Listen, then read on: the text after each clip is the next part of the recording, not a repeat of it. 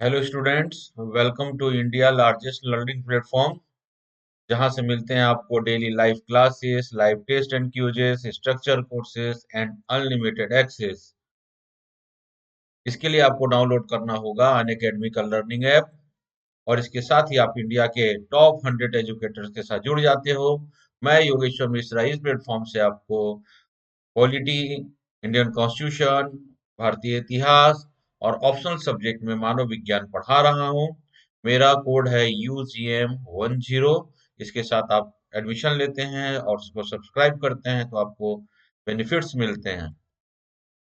Unacademy के द्वारा UPSC में बहुत सारे कोर्सेज चलाए जा रहे हैं, जैसे polity and governance, geography, science and technology, NCERT summary, art and culture, environment and ecology, optional courses, history, culture, current affairs, Indian economy, practice strategy and answer writing practices. देखिएगा, यहाँ पर GS UPSC civil services GS subscription में दो courses available, एक plus course है, दूसरा iconic course है। Plus courses जो है 1 से लेकर 36 मंथ के लिए हैं, और इसमें आप एडमिशन लेते हैं मेरा कोड UGM10 के साथ तो आपको 10% का फायदा मिलता है। इसी प्रकार देखेंगे, ऑप्शनल सब्सक्रिप्शन अवेलेबल है फॉर 1 मंथ टू 36 मंथ के लिए, और इसमें भी आप मेरा कोड UGM10 के साथ एडमिशन लेते हैं तो आपको 10% का बेनिफिट्स मिलता है। रिसेंटली अभी अनअकैडमी ने यूपीएससी 2021 को टारगेट करते हुए, प्रीलिम्स परीक्षा को टारगेट करते हुए जो है बाइलिंगुअल क्लासेस जो है स्टार्ट किया है। और आप इसके साथ जुड़ कर क्या कर सकते हैं, अपने प्रारंभिक परीक्षा की तैयारी को एक बेहतर दिशा दे सकते हैं। इसी प्रकार जो है कंप्लीट जीएस बैचेस जो कोर्स है प्रीलिम्स एंड मेंस के लिए यूपीएससी सिविल सर्विसेज एग्जामिनेशन 2022 और 2023 के लिए जो है कोर्स चलाए जा रहे हैं अनअकैडमी के द्वारा। और यह जो कोर्सेज हैं वह बाइलिंगुअल हिंदी और इंग्लिश मीडियम में है। आप टॉप एजुकेटर्स के साथ जुड़कर अपनी तैयारी को एक बेहतर दिशा दे सकते हैं। देखिएगा, अभी जो है कोर्स में जो ऑफर किया गया है अनअकैडमी के द्वारा, तो बिगेस्ट डिस्काउंट्स ऑफर चल रहा है 2020 में। कॉम्बो ऑफर है ये UPSC civil services GS plus और ऑप्शनल कोर्सेज के लिए। और यह जो है 1 ईयर के लिए आपको 70,153 रुपये में अवेलेबल है। इस प्रकार यूपीएससी सिविल सर्विस जीएस जो आइकनिक कोर्स है, और उसके साथ अगर ऑप्शनल करते हैं तो 88,705 रुपये आते हैं। ठीक है, तो इन कोर्सेज में आप एडमिशन लीजिए, अपनी तैयारी को एक बेहतर दिशा दीजिए। क्लियर है, टॉप एजुकेटर्स के साथ में। स्टूडेंट्स, मैं आज आप लोगों को, जैसे हम लोग पिछले बार लास्ट क्लास में हमने आपको बताया था, इससे पहले जो क्लास हुआ था हमने राज्य की कार्यपालिका और विधायिका को पढ़ा। क्लियर चीजें, तो हम स्टेट्स पढ़ रहे हैं, और स्टेट्स में हमने किसको पढ़ा, कार्यपालिका और विधायिका को पढ़ लिया है। आज की क्लास जो है हमारी क्या होगी, न्यायपालिका पर होगी। क्लियर चीजें ये, तो न्यायपालिका से रिलेटेड जो आर्टिकल हैं, आपका आर्टिकल 214 से लेकर 237 तक है। इसके अंतर्गत अ, दो टॉपिक हम पढ़ेंगे, एक है उच्च न्यायालय है, और जो आर्टिकल 214 से 232 तक है। और फिर उसके बाद सब ऑर्डिनरी कोर्ट्स और अधीनस्थ न्यायालय हैं, जो आर्टिकल 233 से लेकर तक है। उसके अलावा आज की कोर्स में उच्च न्यायालय और अधीनस्थ न्यायालय को पढ़ने के बाद हम एक जो मेंस के लिए जो एक फेवरेट टॉपिक होता है, और बार बार स्टेट पीएससी चाहे यूपीएससी में क्वेश्चंस आते हैं, वो होता है जनहित याचिका। तो जनहित याचिका क्या है, और उसका बैकग्राउंड क्या है, और इसमें क्या कमियां हैं, क्या फायदे हैं इससे, उन चीजों को डिस्कस करेंगे। उसके अलावा जो है हमारा क्लास का जो लास्ट फेज जो रहेगा वो एमसीक्यू पर आधारित रहेगा। और आज लगभग जो है हम लोग एमसीयू जो है जुडिशरी से रिलेटेड एमसीक्यू लगाएंगे, खासकर सुप्रीम कोर्ट से रिलेटेड। उसके बाद से ये जो एमसीक्यू सिलसिला जो मैंने स्टार्ट किया है वो स्वतः चलते रहेगा। और मेरा कोशिश है कि लगभग 100 एमसीक्यू लेकर आपको संडे की क्लास में लेकर आऊं मैं। हाँ, क्लियर चीजें, तो आप जुड़े रहिए और क्लासेस कीजिए। और एमसीक्यू जो रहेगा वो किसी भी, मतलब एकदम स्टैंडर्ड रहेगा, जो आपको लोक सेवा आयोग के जो स्टैंडर्ड को फुलफिल करता है, उस स्टैंडर्ड में ही मैं आप लोगों के लिए एमसीक्यू लेकर आता हूँ। तो आप लोग मेरे वीडियो को देखते रहिए, लाइक कीजिए, सब्सक्राइब कीजिए। ठीक है, तो चलिए हम लोग क्या पढ़ते हैं, राज्य की न्यायपालिका के संदर्भ में पढ़ाई चालू करते हैं। ठीक है, तो राज्य की न्यायपालिका के संदर्भ में हम सबसे पहले देखते हैं, हाई कोर्ट की बात करते हैं। ठीक है, तो हाई कोर्ट के हम संदर्भ में देख रहे हैं। ठीक है, तो फिर चीजें, तो हमारे यहाँ व्यवस्था क्या है, प्रत्येक राज्य में क्या होगा, एक हाई कोर्ट होगा, ठीक है।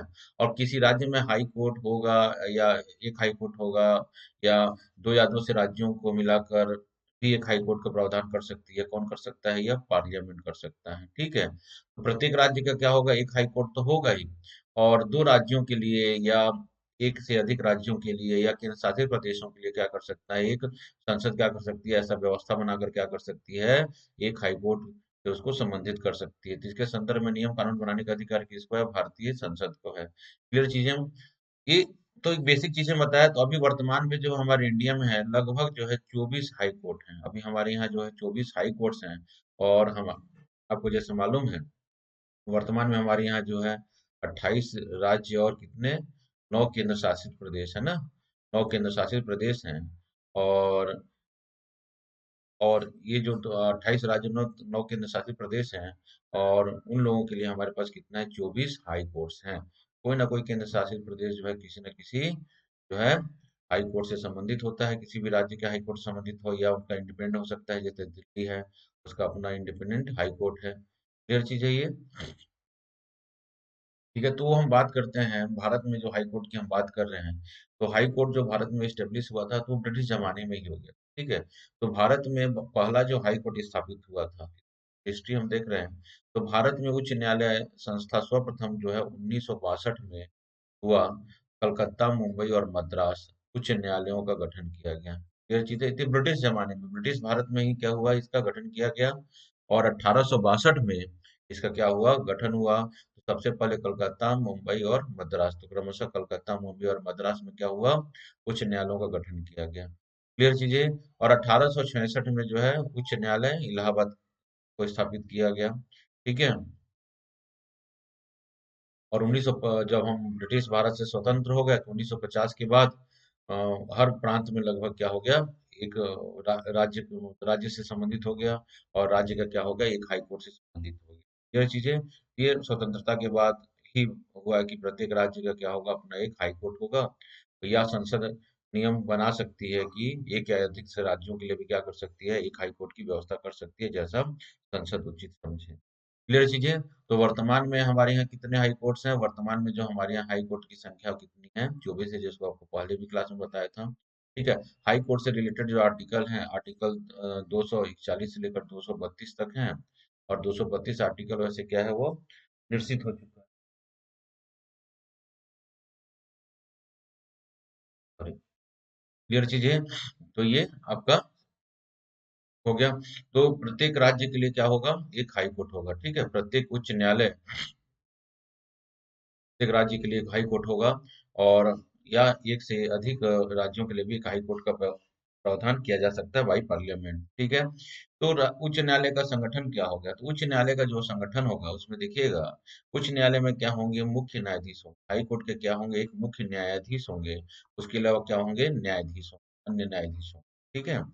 तो मुख्य न्यायाधीश होंगे, एक high chief justice of high court होंगे। उसके अलावा क्या होंगे, हाई कोर्ट के अन्य न्यायाधीश होंगे। क्लियर है? तो ये किससे मिलकर बना हो गया, हाई कोर्ट के न्यायाधीश और एक मुख्य न्यायाधीश से मिलकर क्या बनेगा, हाई कोर्ट का न्यायालय का यह संगठन बनता है, ठीक है। तो अभी तक क्या है, हाई कोर्ट में किसी भी राज्य के हाई कोर्ट में जजेस की संख्या कितनी होगी, इसके ऊपर कोई निश्चित कानून नहीं बना हुआ है, ठीक है। इसके ऊपर क्या है, निश्चित कोई भी अभी कभी ऐसा कानून नहीं बना है कि किसी भी राज्य में हाई कोर्ट के जजेस की मैक्सिमम संख्या कितनी हो सकती है, ठीक है।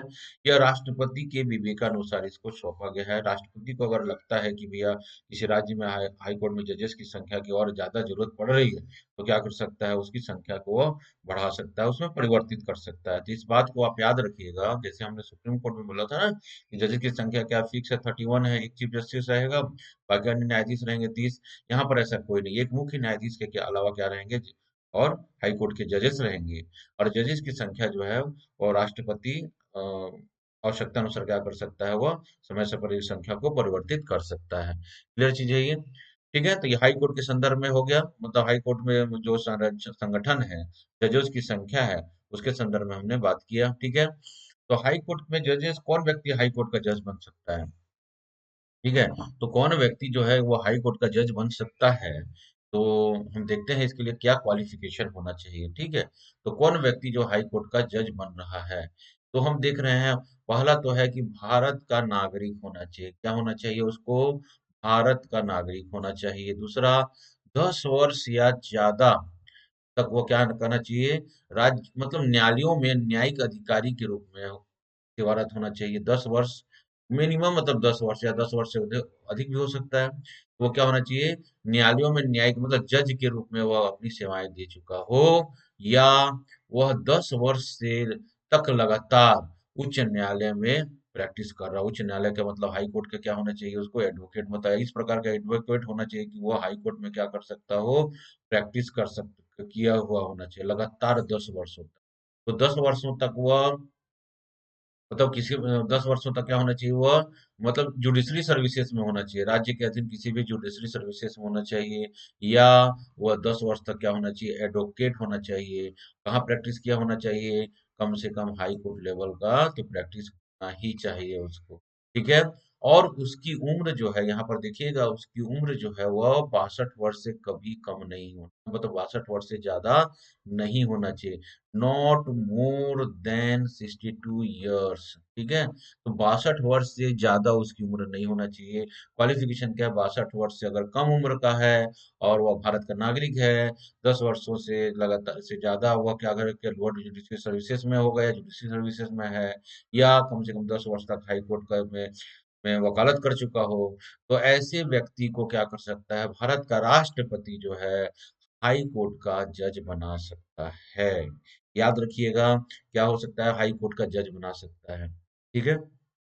तो हम यहाँ पे एक चीज मैं आपको यहाँ बताना चाहूँ, जैसे होता है ना कि हमने सुप्रीम कोर्ट में देखा था, तो सुप्रीम कोर्ट में जो जजेस अपॉइंटमेंट करता था, कौन करता था? राष्ट्रपति कर रहा है। जजेस अपॉइंटमेंट बाई तो high court and supreme court में कौन करता है? राष्ट्रपति ही करता है, प्रेसिडेंट ही कर रहा है।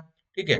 तो हाई कोर्ट जब सुप्रीम कोर्ट में प्रेसिडेंट जो है जजेस की अपॉइंटमेंट करता था, तो वो सलाह किससे लेता था? एडवाइस किससे लेता था? चीफ जस्टिस ऑफ इंडिया से लेता था। ठीक है। उसी प्रकार जब यह हाई कोर्ट में जजेस का जब अपॉइंटमेंट करता है, तो परामर्श किसे लेता है? देखिएगा इसको, प्रेसिडेंट जो है सीजेआई से परामर्श लेगा, प्लस उस राज्य के हाई कोर्ट के चीफ जस्टिस से भी परामर्श ले सकता है। और अगर परामर्श लेना चाहे तो वह राज्यपाल, गवर्नर से भी उस राज्य के परामर्श ले सकता है कोई, लेकिन ये कोई कंपलसरी नहीं है। क्लियर चीजें। तो इनसे तो यह कंपलसरी परमिशन लेगा ही। राष्ट्रपति भारत के मुख्य न्यायाधीश से, और उस जिस राज्य के हाई कोर्ट का जजेस बनाना है, उस राज्य के हाई कोर्ट के जो मतलब जजेस के मतलब वहां के जो चीफ जस्टिस है, उससे परामर्श लेकर क्या करेगा? वह हाई कोर्ट में जजेस का क्या करेगा? अपॉइंटमेंट करेगा। राज्यपाल का सलाह वह ले सकता है इस मामलों में। ठीक है। तो राज्यपाल का सलाह वह ले सकता है, लेकिन चीफ जस्टिस को बनाने के लिए वो राज्यपाल का परामर्श नहीं लेता है। हाई कोर्ट की चीफ जस्टिस बनाने के लिए क्या कर सकता है? केवल वह सीजीआई से परामर्श करता है, और क्या करता है? हाई कोर्ट के चीफ जस्टिस को जो वह नियुक्त कर देता है। क्लियर चीज है ये। तो हाई कोर्ट में चीफ जस्टिस के लिए क्वालिफिकेशन देखना, और हाई कोर्ट में चीफ जस्टिस का अपॉइंटमेंट कौन करता है? राष्ट्रपति ही करता है। ठीक है। और इसके लिए क्या ले सकता है? वो भारत के मुख्य न्यायाधीश से परामर्श लेता है। ठीक है। In the case of high जजेस ऑफ, मतलब जज ऑफ हाई कोर्ट, चीफ जज ऑफ हाई कोर्ट, और चीफ जज ऑफ हाई कोर्ट से परामर्श लेगा, सीजीआई से परामर्श लेगा। किस सेंस में? जब वो किसी राज्य के मतलब हाई कोर्ट के न्यायाधीशों को नियुक्त कर रहा है। मेरे को लग रहा है आप लोगों को इस चीजों को, पॉइंट्स को अच्छे से समझ रहे हैं। क्लियर चीज है ये। तो इस पॉइंट्स को आप लोग अच्छे से समझिए चीजों को। ठीक। अब देखते हैं कि उच्च न्यायालय के न्यायाधीशों की स्वाधीनता और निष्पक्षता हमारे संविधान में कैसे सुनिश्चित की गई है, उसके लिए क्या संवैधानिक प्रावधान है। ठीक है। तो हाई कोर्ट के जजेस की स्वाधीनता और निष्पक्षता को सुनिश्चित करना बहुत जरूरी है, जैसे हमने सुप्रीम कोर्ट के जजेस के बारे में पढ़ा, क्योंकि तभी तो ये अपना निर्णय या काम काम जो है स्वच्छंद प्रकार से कर सकते हैं, कानून के दायरे में रह सकते हैं, कि बिना किसी डर के, भय के या लालच के। ठीक है। अगर इनमें सब में भय, लालच या डर रहेगा तो क्या होगा? अपना काम वो निष्पक्षता से नहीं कर पाएंगे। तो उसके लिए कुछ हमारे यहाँ संवैधानिक प्रावधान किए गए।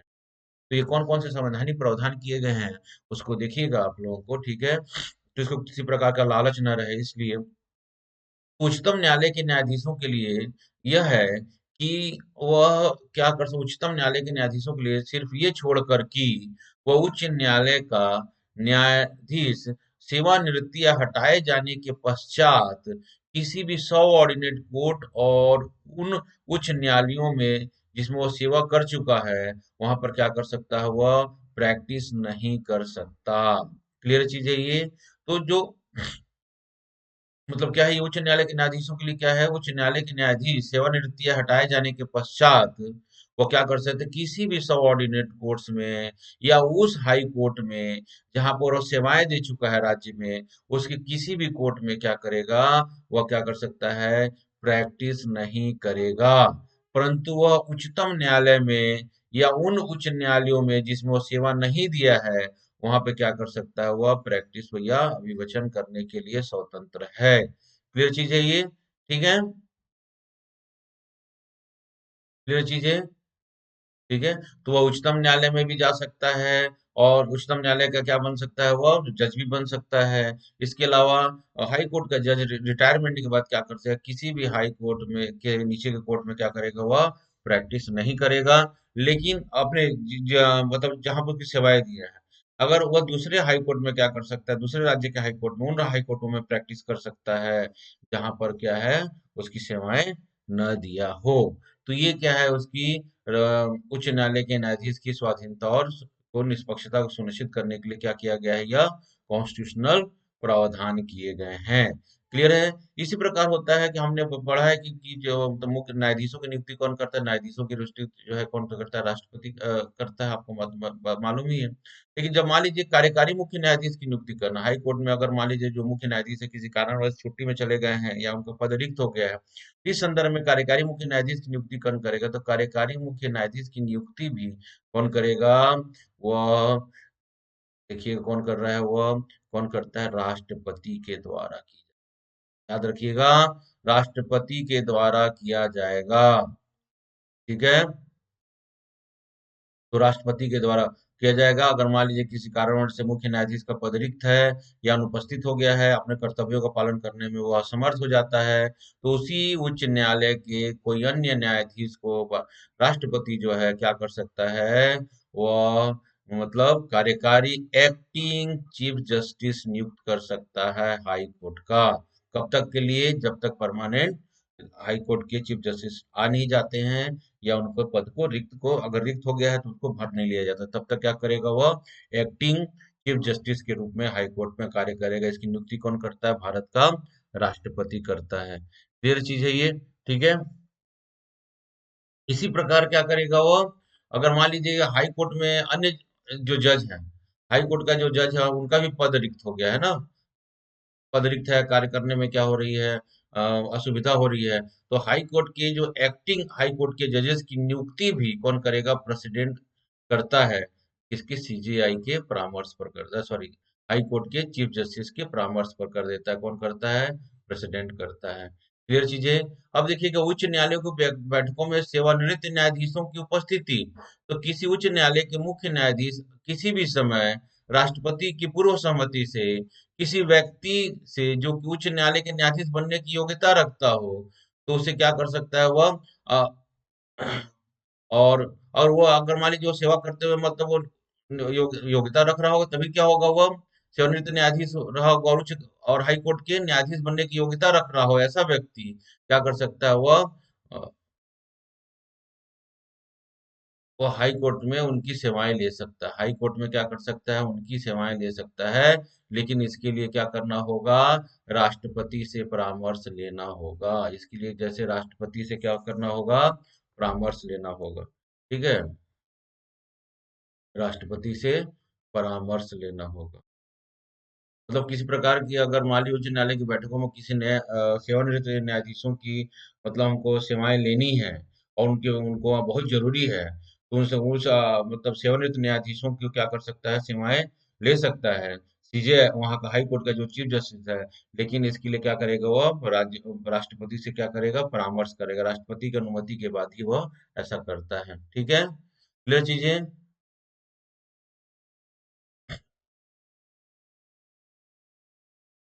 अब देखते हैं उच्च न्यायालय की आधिकारिकता क्या है, जुरिडिक्शन मतलब उच्च न्यायालय के कार्य क्या है, उसके शक्तियां क्या है, इसको जुरिडिक्शन क्या है। जैसे हमने सुप्रीम कोर्ट का पढ़ा था, वैसे ही हम देख रहे हैं हाई कोर्ट का पढ़ रहे हैं। तो हाई कोर्ट क्या है, एक हाई कोर्ट का जो आरंभिक क्षेत्राधिकार क्या है, ठीक है, original jurisdiction of supreme court. और sorry, high court, original jurisdiction of high court में क्या हो जाएगा देखिएगा, मतलब इसका मतलब प्रारंभिक क्षेत्राधिकार क्या है। मान लीजिए कोई तटीय क्षेत्र है, या या राज्यों के राज्य क्षेत्रीय जल, टेरिटोरियल वाटर पर उठे कोई विवाद है, उसका निपटाने की जिम्मेदारी किसको होगा? हाई कोर्ट को होगा। क्लियर चीज है ये। मतलब राज्य क्षेत्र का जलीय तटीय रेखा, जिसको 12 नॉटिकल माइल्स तक होता है, EEZ हम कहते हैं इसको, ठीक है। और तटीय राज्यों के राज्य क्षेत्रीय जल पर उठी विवाद जो होते हैं, वह किसका होता है? Original jurisdiction of high courts होते हैं। वो हाई कोर्ट का क्या होता है? ओरिजिनल जुरिडिक्शन होता है। वसीयतनामा या विवाह के संबंध में कोई विवाद होता है, जैसे विवाह है, तलाक है, उत्तराधिकार है, पैतृक संपत्ति के संदर्भ में है, बच्चों को गोद लेने के संबंध में जो विवाद है, वह क्या आ जाएंगे? इसका original jurisdiction of high court का होगा। क्लियर है। और अगर कोई व्यक्ति न्यायालय का अवमानना करता है, तो वह भी क्या होगा? यह हाई कोर्ट क्या कर सकता है? और अपना डिसीजन, निर्णय दे सकता है, देता है। क्लियर चीज है ये। तो ये क्या है? ये इसका आरंभिक क्षेत्राधिकार है, केवल 3 विषयों तक ही सीमित है। पहला जो उसको हम बोलते हैं एडमायरेलिटी। एडमायरेलिटी का मतलब क्या होता है? तटीय राज्यों के राज्य क्षेत्रीय जल पर उठे विवादों का निपटारा हाई कोर्ट के माध्यम से किया जाएगा। दूसरा है वसीयतनामा और विवाह संबंधी जो विवाद हैं, उसके संदर्भ में फैसला जो है, विवाह, तलाक, उत्तराधिकारी, पैतृक संपत्ति। और इसका क्या होता है? पैतृक संपत्ति वाला जो होता है ना वसीयतनामा, उसका एक अमाउंट तय रहता है, उसके अमाउंट से ऊपर ही मामले कहाँ चले जाते हैं? हाई कोर्ट में चले जाते हैं। क्लियर है। बच्चों को गोद लेने के संदर्भ में जो संबंधी जो विवाद होता है, वो भी कहाँ चला जाता है? वह हाई कोर्ट में ला दिया जाएगा। क्लियर चीज है ये। ठीक है। इसके अलावा जो है कुछ हाई कोर्ट जैसे हैं, कोलकाता हाई कोर्ट है, कोलकाता हाई कोर्ट है, मुंबई हाई कोर्ट है, और चेन्नई के उच्च न्यायालय को कुछ और अधिक प्रारंभिक अधिकारिता दिया गया है। ठीक है। कौन कौन से? 2,000 रुपए से अधिक कीमत वाले सिविल मामला सीधे इस न्यायालय में दाखिल हो सकते हैं। किसके, कौन से न्यायालय हैं ये प्रारंभिक जो न्यायालय थे ना, कोलकाता है, मुंबई है, और चेन्नई वाला है। ठीक है। दूसरा, कोई मामला जो इन प्रेसिडेंसी शहरों की सीमा के अंदर उत्पन्न हुआ है, इसे भी किसी मजिस्ट्रेट ने उच्च न्यायालय को सौंपा है, तो इन मामलों को भी वह उच्च न्यायालय की अधिकारिकता के अंतर्गत क्या आ जाएगा? आ जाएगा, हाई कोर्ट की अधिकारिकता के अंदर आएगा। तो इसके संदर्भ में है कोलकाता, मुंबई और चेन्नई के संदर्भ में। इसको याद रखिएगा। Original jurisdictions of high court, mainly three subject: admiralty, वसीयतनामा, विवाह संबंधी विवाद, और न्यायालय अवमानना। क्लियर चीज है ये। दूसरा जो देखिएगा, रीट ज्यूरिडिक्शन। तो रीट ज्यूरिडिक्शन तो अपने सुप्रीम कोर्ट में भी देखा था। रीट ज्यूरिडिक्शन जो है हाई कोर्ट का आर्टिकल 226 के तहत उच्च न्यायालयों को किसी भी विषय पर, चाहे वो मूल अधिकार से मामला हो, चाहे विधिक अधिकार से मामला हो, ठीक है, पर रीट जारी करने की अधिकार है उसको। मतलब देखिएगा, जो रीट ज्यूरिडिक्शन है, हमेशा बोल रहा हूँ, हाई कोर्ट जो है सुप्रीम कोर्ट से ज्यादा प्रकार के रीट इशू करे। सुप्रीम कोर्ट केवल तो मौलिक अधिकारों के संदर्भ में करेगा, लेकिन हाई कोर्ट जो है मौलिक अधिकार के अलावा विधिक अधिकारों के आधार पर और संवैधानिक अधिकारों के आधार पर भी क्या कर सकता है? यह रीट जारी कर सकता है। क्लियर चीज है ये। तीसरा जो इसका है वो है अपीलिएट जुरिडिक्शन। अपीलिएट जुरिडिक्शन का मतलब होता है, मतलब अधीनस्थ न्यायालय द्वारा सुने गए सभी प्रकार के मामले, चाहे वह सिविल मामले हो, चाहे वह मतलब सिविल को बोलते हैं, चाहे वह दीवानी मामले हो या फौजदारी मामले हो, ठीक है, वह सभी मामले जो हैं, वह हाई कोर्ट के मतलब जिला कोर्ट से कहाँ जाएंगे? वह जिला कोर्ट से होकर उस राज्य के हाई कोर्ट में जाएंगे। तो सभी दीवानी मामले हो चाहे फौजदारी मामलों में, सभी में के संदर्भ में उस राज्य के अंतर्गत एपिलिएट जो अधिकार है किसको है? हाई कोर्ट को है। मान लीजिए, सपोज मान लीजिए मध्य प्रदेश है, मध्य प्रदेश के किसी जिला कोर्ट ने कोई आदेश सुनाया, और जिला कोर्ट के आदेश के अगेंस्ट अगर हम किसी व्यक्ति को अपील करना है, विक्टिम को, उसको लगता है कि उसके साथ प्रॉपर जजमेंट नहीं हुआ है, तो कहाँ जा सकता है? वह उस राज्य के हाई कोर्ट में क्या कर सकता है? अपील कर सकता है। ठीक है। तो यहाँ पे क्या है? अपीलिएट जुरिडिक्शन है। अपने अधीनस्थ न्यायालयों के अगेंस्ट में कोई व्यक्ति क्या कर सकता है? उस राज्य के हाई कोर्ट में क्या कर सकता है? अपील कर सकता है। अपील करने का अधिकार है। क्लियर चीज है ये। उसके अलावा अन्य भी हैं कुछ कुछ जैसे अधिकार है, जैसे क्या हो जाएगा यह, जैसे अधीनस्थ जो चौथा हम दे सकते हैं यहाँ पर, वो क्या हो सकता है, देखिएगा इसको मैंने मेंशन नहीं किया है, मैं आप लोगों को बता दे रहा हूँ ये। अधीनस्थ न्यायालयों पर क्या करता है, यह नियंत्रण स्थापित करता है। हाई कोर्ट क्या करता है, अधीनस्थ उस राज्य के जितने भी न्यायालय है जो हाई कोर्ट से नीचे के हैं, जिसको हम क्या बोलते हैं, अधीनस्थ न्यायालय। तो अधीनस्थ न्यायालयों पर क्या करता है, यह अधीनस्थ न्यायालयों पर नियंत्रण स्थापित करता है। ठीक है। तो आपको हम शुरू में ही क्लास में बताया था मैं आप लोगों को, भारत की जो न्याय व्यवस्था है वह एकीकृत न्याय व्यवस्था है। और एकीकृत न्याय व्यवस्था में जो है एक न्यायालय जो एक का स्ट्रक्चर जैसे मतलब ये न्यायालय का हमने क्या है, त्रिस्तरीय न्यायालय है। एक क्या है, अधीनस्थ न्यायालय है, और अधीनस्थ फिर हाई कोर्ट है, फिर क्या है, सुप्रीम कोर्ट है। तो जैसे मान लो हाई कोर्ट क्या है, पूरे राज्य के अंतर्गत जितने भी उसके अधीनस्थ न्यायालय, उस राज्य की सीमा के अंदर जितने भी न्यायालय हैं, या उस हाई कोर्ट की अधिकारिता क्षेत्र में जितने भी राज्य आ रहे हैं, उस राज्य के समस्त जो अधीनस्थ न्यायालय हैं वो हाई कोर्ट के सुपरविजन में रहेंगे। हाई कोर्ट क्या है, इसका मेन प्रशासनिक बॉडी बनता है। हाई कोर्ट क्या है, इसका प्रशासनिक बॉडी होगा, नियंत्रक होगा, रेगुलेटर होगा, कंट्रोलर होगा। क्लियर चीज है ये। तो हाई कोर्ट क्या करता है, राज्य के अंतर्गत या उस हाई कोर्ट से संबंधित जितना भी क्षेत्राधिकार उस हाई कोर्ट का है, उसके अंतर्गत जितने भी अधीनस्थ न्यायालय आ रहे हैं और या उससे नीचे के न्यायालय हैं, उन सब पर क्या करता है, वह नियंत्रण स्थापित करता है। क्लियर चीज है ये। क्लियर है ये। नेक्स्ट जो है, हाई कोर्ट भी क्या है, यह क्या है, पांचवा हम कर हम ये बात करते हैं तो हाई कोर्ट भी क्या है, यह एक क्या है, अभिलेख न्यायालय है। क्या है यह, अभिलेख न्यायालय है। Point be noted. अभिलेख न्यायालय के संदर्भ में मैंने सुप्रीम कोर्ट में बताया था दो बातें यहाँ पर, कि हाई कोर्ट के जितने भी डिसीजन होते हैं सबको क्या किया जाता है, लिपिबद्ध किया जाता है। और जितने भी अधीन हाई कोर्ट भी हो या उसके अधीन मतलब इस हाई कोर्ट के अलावा दूसरे हाई कोर्ट भी, या ये उस राज्य के अधीन जितने भी अधीनस्थ न्यायालय हैं, या अधीनस्थ न्यायालय क्या करेंगे, इसके डिसीजन को क्या करेंगे, रिफरेंस के तौर पर क्या करेंगे, उसका उपयोग करते हैं, रिफरेंस की तरह इसका उपयोग करते हैं। क्लियर चीज है ये। मतलब अभिलेख न्यायालय का मतलब होता है हाई कोर्ट जो है उसके सारे डिसीजन के होते हैं वो लिपिबद्ध किए जाते हैं, क्योंकि इसका जो डिसीजन होता है वो दूसरे उसके अधीनस्थ न्यायालय, इसके नीचे का अधीनस्थ न्यायालय या दूसरे हाई कोर्ट के लिए क्या होता है, वह एक अभिलेख या साक्ष्य के रूप में प्रस्तुत किए जाते हैं, रेफरेंस के रूप में प्रस्तुत किए जाते हैं। ठीक है। और अभिलेख न्यायालय के अंतर्गत दूसरा पॉइंट से है कि कोई भी हाई कोर्ट अगर कोई भी व्यक्ति या कोई भी संस्था अगर मतलब अगर किसी न्यायपालिका का उल्लंघन करता है और उल्लंघन पाने का वह दोषी पाया जाता है, तो हाई कोर्ट उसे क्या कर सकती है, पनिश कर सकती है। हाई कोर्ट उसे क्या कर सकता है, दंड दे सकता है। तो ये अभिलेख न्यायालय के संदर्भ में दो बातें यहाँ पर है। तो अमान्य करने पर क्या कर सकता है, उसको दंड की प्रावधान है, चाहे वो आर्थिक भी दे सकता है और उसको कारावास की भी सजा दे सकता है। दोनों ही प्रकार के दंड का प्रावधान किया। तो याद रखिएगा कि हम उच्च न्यायालय की अधिकारिता की बात कर रहे थे, तो पहले हमने देखा ओरिजिनल जुरिडिक्शन, फिर देखा हमने रिट अधिकारिकता, और तीसरा हमने अपीलीय अधिकारिकता देखा। तो यहाँ पर देख सकते हैं आप सुपरवाइजरी जुरिडिक्शन में, चौथा जो बता रहा हूँ सुपरवाइजरी जुरिडिक्शन में क्या देख सकते हैं, हाई कोर्ट अपने से नीचे के सभी न्यायालयों पर क्या करता है, वह सुपरवाइजर का काम करता है, कंट्रोलर का काम करता है।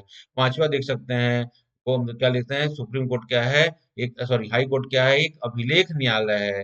अभिलेख न्यायालय के संदर्भ में हाई कोर्ट के जितने भी डिसीजन होते हैं उसको लिपिबद्ध किए जाते हैं, और उसके लोअर कोर्ट जो है अधीनस्थ न्यायालय है या अन्य हाई कोर्ट भी क्या कर सकता है, उसको एक रेफरेंस के रूप में यूज कर सकता है। और तीसरा, हाई कोर्ट सुप्रीम कोर्ट जो है, सॉरी हाई जो कोर्ट है या उच्च न्यायालय जो है, वह अपने अवमानना किए जाने पर क्या कर सकता है, किसी भी व्यक्ति या संस्था को क्या कर सकता है, कारावास की सजा दे सकता है, उस पर आर्थिक जुर्माना भी लगा सकता है, जो उसको उचित समझे कर सकता है, दोनों कर सकता है। मतलब अपने अवमानना किए जाने पर, अनादर किए जाने पर उसको दंड देने का अधिकार है।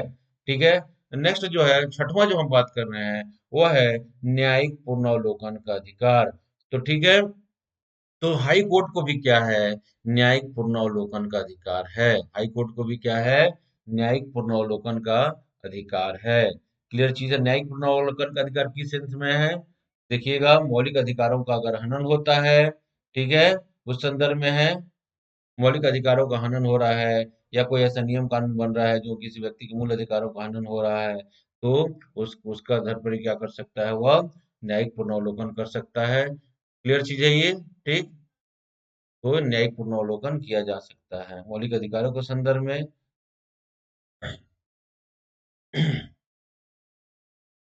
ये देखिएगा, अब हम बात करते हैं।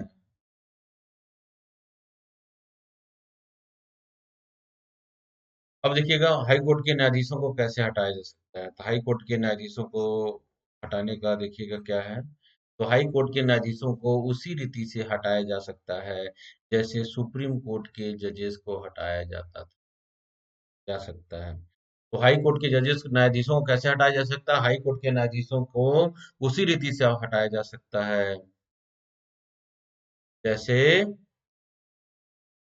हम सुप्रीम कोर्ट के जजेस को हटाते हैं। ठीक है। तो कैसे, क्या प्रावधान है, उसको आपको रिकॉल होगा। ठीक है, तो उसका रिकॉल कैसे होगा, देखिएगा देखिएगा। न्यायाधीश को राष्ट्रपति के आदेश से पद से हटाया जा सकता है। राष्ट्रपति न्यायाधीश को हटाने का आदेश संसद द्वारा उसी सत्र में पारित प्रस्ताव के आधार पर ही जारी कर सकता है। ठीक है। और प्रस्ताव को विशेष बहुमत के साथ संसद के दोनों सदनों में पारित होना पड़ेगा। मतलब विशेष बहुमत मतलब 2/3 बहुमत, उपस्थित और मतदान करने वाले सदस्यों का 2/3 बहुमत से क्या होना होगा, पारित होना पड़ेगा। ठीक है। और इसके हटाने के दो आधार होंगे, एक सिद्ध कदाचार और कार्य करने में असक्षम। अगर सक्षम नहीं है तो इस आधार पर क्या किया जाएगा, उसको पद से हटा दिया जाएगा। क्लियर है चीजें? तो इसके लिए क्या होगा, आपने हाई कोर्ट में भी मैं आपको पढ़ा, सुप्रीम कोर्ट में भी पढ़ाया था न्यायाधीशों को कैसे हटाया जा सकता है। तो न्यायाधीशों पर क्या होगा, एक देखिएगा इसका प्रोसेस मैं बता दें तो इसमें लिखा हुआ है। अब देखिएगा, इसमें कोई अगर न्यायाधीश को हटाने का, एक तो है कि उसके ऊपर जो आरोप लगाया है वो दो आधार होंगे, क्या करना होगी उस पर, अगर कोई कदाचार का आरोप साबित हो जाता है, दूसरा या वह कार्य करने में अक्सर सक्षम नहीं है, इस आधार पर आरोप लगाया जाएगा, या आरोप जो है जांच करवाया जाएगा। अगर जांच में सही पाया जाता है, ठीक है, तो जांच में सही पाया जाता है तो उसकी रिपोर्ट राष्ट्रपति को दी जाएगी। राष्ट्रपति उसको क्या करेगा, वह सदन में रखवाएगा। और सदन में वह क्या होगा, अगर वह 2/3 बहुमत से पारित हो जाता है तो समझा जाएगा कि यह राष्ट्र जो जो न्यायाधीश है वो अपना पद रिक्त कर देगा, उसका पद जो है रिक्त माना जाएगा। क्लियर चीजें? तो एक प्रोसीजर है, तो इसको हम देखते हैं। तो पहला जो प्रोसीजर है देखिएगा, राज ऐसा बिल लाने के लिए, मतलब ऐसे जांच बैठाने के लिए या बिल लाने के लिए लोकसभा में कम से कम 100 सदस्य, अगर राज्यसभा में लाया जा रहा है तो कम से कम 50 सदस्य हस्ताक्षरित करके हटाने का प्रस्ताव जो है अपने अपने सदन में प्रस्तुत करेंगे, या सभापति या अध्यक्ष को देंगे। तो लोकसभा में अगर बिल लाया जा रहा है, प्रस्ताव लाया जा रहा है तो 100, और अगर राज्यसभा में लाया जा रहा है कम से कम 50 सांसद ऐसा इस बात की पुष्टि करते हैं। दूसरा है, अब यदि प्रस्ताव स्वीकृत हो जाता है तो अध्यक्ष या सभापति आरोपों की जांच के लिए 3 सदस्यीय समिति का गठन करेगा, मतलब जांच आयोग बनेगा। ठीक है। और जांच आयोग जो बनेगा, अगर उसमें दोषी ठहरा दिया जाता है तो उसके रिपोर्ट को कहाँ रखा जाएगा, संसद में रखा जाएगा। और अगर संसद में यह रिपोर्ट जो है 2/3 बहुमत से पारित हो जाता है तो वह समझा जाएगा कि वह अपने पद से हट गया, और इसको राष्ट्रपति के पास दे दिया जाता है, और राष्ट्रपति जो उसको पद से हटाने का जो है ऑर्डर रिलीज कर देता है। ऑर्डर क्या करता है, वह रिलीज कर देता है। ये प्रोसीजर है। क्लियर है? ऐसे न्यायाधीशों को क्या किया जा सकता है, पद से हटाया जा सकता है। समझ गए बातों को? मैंने सुप्रीम कोर्ट वाले क्लास में भी इस बात को बताया था। तो आप हम, हम बोल सकते हैं कि हाई कोर्ट के जजेस को हटाने का वही तरीका है जैसे सुप्रीम कोर्ट के जजेस का हटाने का तरीका है। क्लियर चीज है ये? तो अब बात करते हैं, अब ये हमने क्या देखा, हाई कोर्ट को जजेस के बाद में हाई कोर्ट की क्षेत्राधिकार को हमने पढ़ा। ठीक है। ठीक है। अब उसके बाद हम देखते हैं एक बार बार पूछा जाने मेरे बहुत सारे स्टूडेंट जो है मेरे को टेक्स्ट किए सर आप जनहित याचिका के बारे में बताइएगा। अभी किसी अगर मान लीजिए कोई राज्य का मुख्य परीक्षाएं हो रही होंगी तो उसके संदर्भ में तो मैं ये आप लोगों के लिए लाया हूँ। ये जनहित याचिका का कुछ इतिहास है देखिए, जो उसको हम लोग इंग्लिश में क्या बोलते हैं, पीआईएल बोलते हैं। क्या बोलते हैं इसको? पीपल इंटरेस्ट लिटिगेशन, जनहित याचिका। क्लियर चीज है। ये जनहित याचिका कहाँ से लिया गया? यह अमेरिका से आया हुआ शब्द। कहाँ से? यह अमेरिका के से आया हुआ शब्द है। ठीक है, तो भारत के संदर्भ में हम थोड़ा देख रहे हैं। तो 1982 के आसपास क्या होगा, इस अवधारणा का विकास हुआ। ठीक है, उच्चतम न्यायालय ने स्पष्ट किया कि लोकहित से प्रेरित कोई संस्था या व्यक्ति स्वयं पक्षकार न होते हुए भी लोकहित में अधिकारों के परिवर्तन के लिए वाद प्रस्तुत कर सकता है। पीआईएल का एक बहुत बड़ा दायरा है। ठीक है, कोई भी व्यक्ति जो है पीआईएल दायर कर सकता है। वह कोई भी इशू क्या होना चाहिए, पब्लिक इंटरेस्ट का ही इशू होना चाहिए। वो कोई जरूरत नहीं है कि वो विक्टिम ही ऐसा करे। वो क्या कर सकता है, कोई व्यक्ति करता है। सुप्रीम एटलीस्ट तो हाई कोर्ट में मैं ये देखने को गया है, सुप्रीम कोर्ट में देखा गया है कि हाई कोर्ट के जो जजेस हैं, सुप्रीम कोर्ट के जजेस हैं, उन्होंने क्या किया, मीडिया का सहारा, मीडिया में जो न्यूज है उसका सहारा लेकर क्या है, उसी को ऐसा पीआईएल के रूप में लिया। और जो है कार्यपालिकाओं को क्या किया, दिया, आदेश दिया, नोटिस नोटिस जारी किया। ठीक है, तो हाई कोर्ट का जज या सुप्रीम कोर्ट का जज भी किसी भी सोर्स से अगर कोई इसको लग रहा है कि यह व्यक्ति, यह जो मामला है वो क्या है, वह पब्लिक मामला है, लोकहित से जुड़ा हुआ मामला है, तो किसी भी कोई वो क्या कर सकता है, वह पीआईएल के रूप में ले सकता है। कोई भी व्यक्ति पीआईएल दायर कर सकता है अगर मामला क्या हो, पब्लिक इंटरेस्ट का हो। क्लियर चीज है ये। ठीक है, तो ये जनहित याचिका के माध्यम से न्यायालय ने पर्यावरण और मौलिक अधिकारों के प्रवर्तन संबंधी अनेक महत्वपूर्ण निर्णय दिए हैं। तो ये जो भारत में आया है 1982 के बाद ही आया है। ठीक है, और भारत में जो लाया गया सुनवाई के भगवती कृष्ण अय्यर, मतलब जेपीएम भगवती जो है उस समय सुप्रीम कोर्ट के चीफ जस्टिस थे। ठीक है, और यह जो केस लाया गया था 1982 में भागलपुर जेल के कैदियों के मामले के संदर्भ में लाया गया था। और ये कुछ इतिहास के संदर्भ में है, ये कुछ बातें हैं। ठीक है, तो हम बात करते हैं इसको कि पब्लिक इंटरेस्ट लिटिगेशन होता क्या है। तो आपको बिल्कुल आपको मैं जैसा बता रहा हूँ, आप वैसा आप मुख्य परीक्षा में लिख देते हैं तो आपको नंबर नहीं कटते हैं। तो ठीक है, ये जो मैं आपको बता रहा हूँ वो स्पेशली फॉर मेंस एग्जामिनेशन, और आप इसको चीजों को ध्यान में रखिएगा। और प्रीलिम्स परीक्षा में तो आएगा ही कि बस यही आएगा कि पीआईएल जो है भारत के संदर्भ में जो इंट्रोड्यूस किया गया, उस समय भारत के मुख्य न्यायाधीश कौन थे तब, तो आप बोल सकते हैं भगवती साहब थे उस समय। ठीक है, मुख्य न्यायाधीश। ठीक है, तो यह जो पीआईएल लाया गया है कहाँ से है, संयुक्त राज्य अमेरिका का कॉन्सेप्ट है ये। ठीक है, भारत में लोकहित याचिका केवल उच्चतम न्यायालय और उच्च न्यायालयों में ही सुनी जा सकती है। कहाँ सुनी जा सकती है? केवल उच्चतम न्यायालय और उच्च न्यायालयों में ही सुनी जा सकती है। दूसरा, नेक्स्ट जो है, लोकहितवाद आमतौर पर बहुत सारे लोगों के हितों की सुरक्षा का प्रयास करता है। लोकहितवाद के तहत न्यायपालिका द्वारा सामूहिक हित की सुरक्षा की जाती है, परंतु उच्चतम न्यायालय के अनुसार पारिस्थितिकी को की मांग पर एक अकेला व्यक्ति भी समूह की तरह माना जाता है। उच्चतम न्यायालय ने लोकहितवाद की संकल्पना को भारतीय न्यायिक परिसीमा में सम्मिलित किया है, ताकि कार्यपालिका और विधायिका को उनके संवैधानिक कर्तव्यों के निर्वहन के लिए स्वयं लोगों के प्रति उनके सार्वजनिक उत्तरदायित्व के लिए जिम्मेदार बनाया जा सके। क्लियर चीज है ये। तो ये पीआई के थ्रू क्या करती है, पीआईएल के थ्रू जो है न्यायपालिका जो है वो क्या करती है, जो कार्यपालिका है और विधायिका है, उनको निर्देश देती है कि आपका जो मूल उद्देश्य है ये है, और आपने इस दिशा में अभी तक क्या कदम उठाए हैं। चाहे वह दिल्ली में सीएनजी का मामला आए, चाहे दिल्ली में प्रदूषण का मामला आए, चाहे अन्य राज्यों में ऐसे बहुत सारे उदाहरण देखने को मिलते हैं जहां हाई कोर्ट ने विधायिका को या कार्यपालिका को स्पष्ट कड़े शब्दों में जिसमें पब्लिक जो है लोकहित का मामला जोड़ा हुआ था, उस मामलों में क्या लगाया है, फटकार लगाया है। और आज दिल्ली में जो सीएनजी बसें चल रही है, मेट्रो आया है, वो भी पीआईएल का ही नतीजा है, वो भी पीआईएल के ही कारण आया था। क्लियर चीजें ये। ठीक है, फिर देखते हैं, लोकहितवाद की संकल्पना न्यायपालिका द्वारा विकसित की गई है और पूर्णतः न्यायाधीश द्वारा निर्मित कानून है यह। उच्चतम न्यायालय ने अपने विभिन्न निर्णयों द्वारा लोकहितवाद के प्रयोग के विनिमय के लिए स्वयं के नियम एवं सिद्धांत विकसित किए हैं। उदाहरण देख सकते हैं आप, जैसे लोकस स्टेंडी का सिद्धांत लोकहितवाद के नियम के लिए लागू नहीं होता, और लोक भावना से प्रेरित कोई भी संगठन व्यक्ति न्यायपालिका के समक्ष लोकहित विवाद के तहत याचिका दायर कर सकता है। मतलब कोई भी व्यक्ति जो है वो क्या कर सकता है, जिस पर पब्लिक इंटरेस्ट का विषय हो, वो क्या कर सकता है, लोकहित याचिका दायर कर सकता है।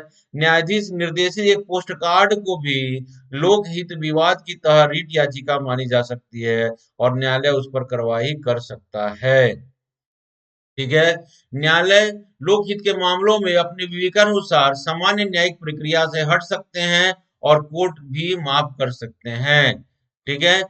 सामान्यतः राहत न्यायालय द्वारा राज्य को निर्देश या आदेश के रूप में दी जाती है। सामान्यतः जो न्यायालय जो आदेश होता है, वह राज्य सरकारों को निर्देश या आदेश के रूप में जाता है, परंतु कभी कभी यदि जरूरी है तो प्राइवेट संगठनों के विरुद्ध भी यह दिया जा सकता है।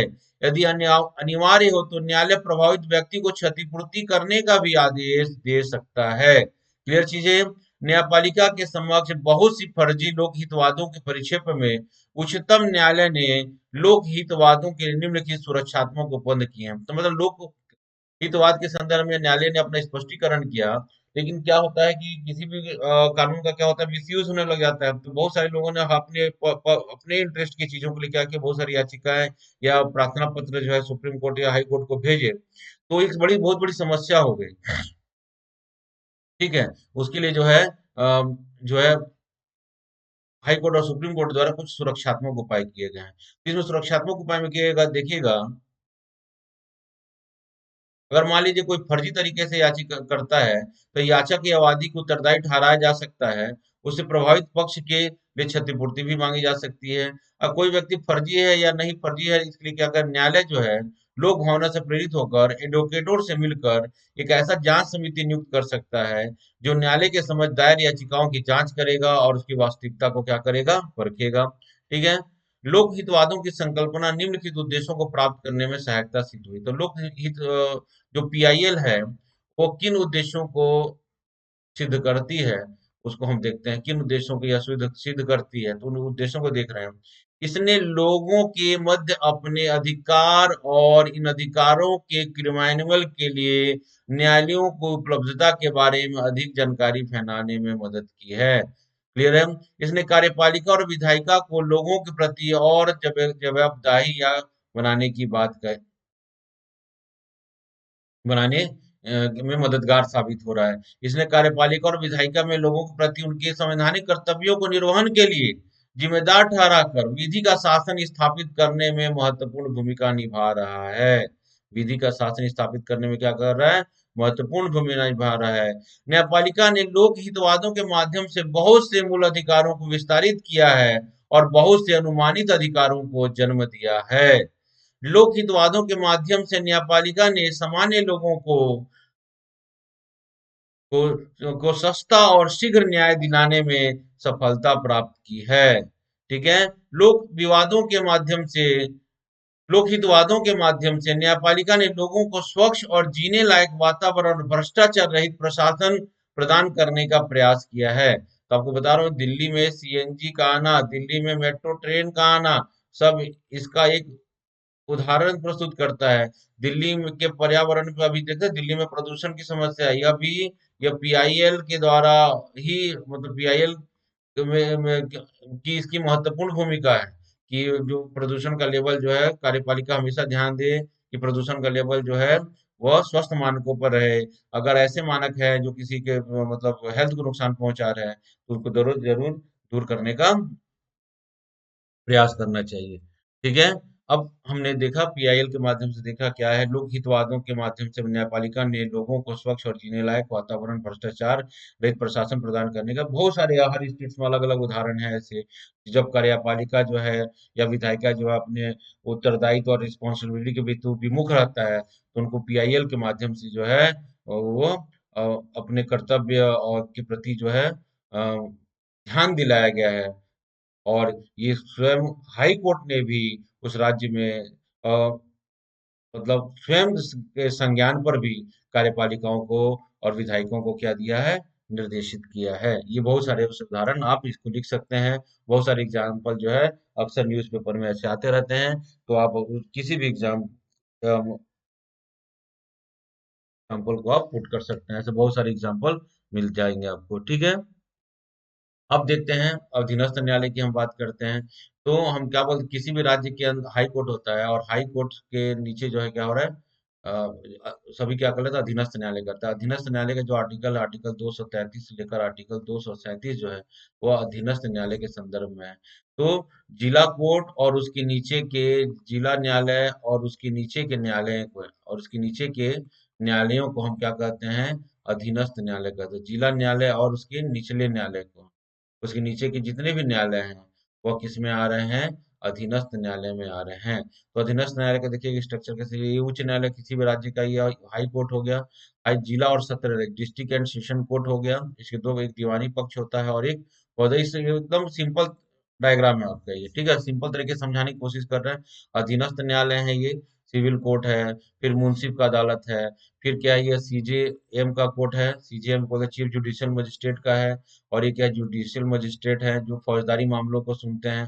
या क्रिमिनल पक्ष है, क्रिमिनल केसेस यहाँ पर देते जाते हैं, और यहाँ पर क्या देते हैं, दीवानी मामले, मतलब रिवेन्यू केसेस यहाँ पर लिए जाते हैं, ठीक है। तो मतलब जिला और सत्र न्यायाधीश क्या होते हैं, दोनों का हेड होता है, या क्या प्रशासनिक हेड है।